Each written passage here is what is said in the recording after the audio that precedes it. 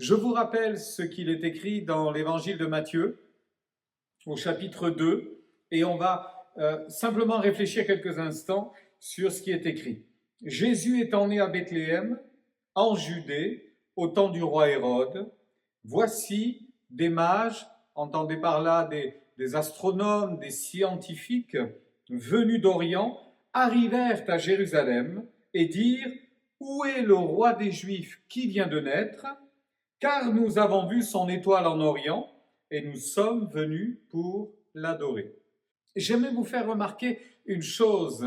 Lorsque l'on a devant nous une représentation d'une crèche, on y voit Joseph, Marie, l'enfant Jésus dans une mangeoire. Il y a quelques animaux, souvent un âne, un bœuf. Il y a quelques autres personnes qui sont là. On croit reconnaître quelques bergers. Et puis, bien souvent, il y a ces fameux mages qui sont là, avec dans leurs mains des trésors. On voit d'ailleurs à leur accoutrement qu'ils viennent de loin, ils viennent de l'Orient, et ils sont là pour offrir leurs cadeaux à Jésus. Il y a quelque chose qui est étonnant, parce que quand nous lisons l'Écriture sainte, nous comprenons que ces scientifiques, ces mages qui sont là à adorer Jésus, n'étaient pas là au moment de la naissance de Jésus. Ils ne sont venus que bien plus tard. Et d'ailleurs, on en a l'explication lorsque la nouvelle va remonter jusqu'au roi Hérode, qui va les envoyer secrètement en disant « Dites-moi bien où se trouve le nouveau roi qui vient de naître », avec en dessein le projet de le tuer. Les mages, divinement avertis, rentrent chez eux par un autre chemin.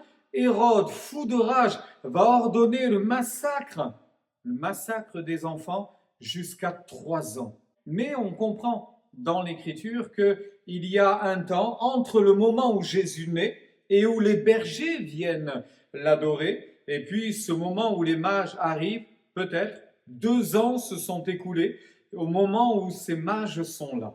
Pourquoi je vous dis cela ? Eh bien tout simplement parce qu'on fixe des images quelquefois et on pense que ces images sont la réalité parce qu'elles ont été peintes, elles ont été décrites ainsi.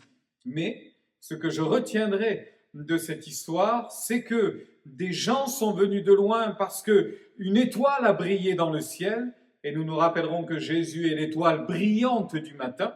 Et puis, ils sont venus de loin, il a fallu du temps pour arriver jusque-là, mais qu'importe le temps qui a passé depuis le moment où Jésus est né, on peut toujours venir l'adorer, on peut toujours lui offrir des cadeaux, même si 1 an, 2 ans, 2 ans et demi sont passés, peu importe, c'est bien d'aller vers Jésus et de l'adorer. Et il est bon d'adorer Jésus, quel que soit le temps qui passe, que nous puissions tous les jours de notre vie le célébrer, l'adorer, jamais en être lassé, jamais ne dire « je l'ai déjà fait, je n'ai plus envie de le faire », non, mais que le zèle, le dynamisme soit toujours là pour célébrer notre Rédempteur. Une étoile a brillé un jour, quelle joie d'avoir un Sauveur, un Jésus qui nous aime autant. Je vous souhaite une belle et une bonne journée bénie.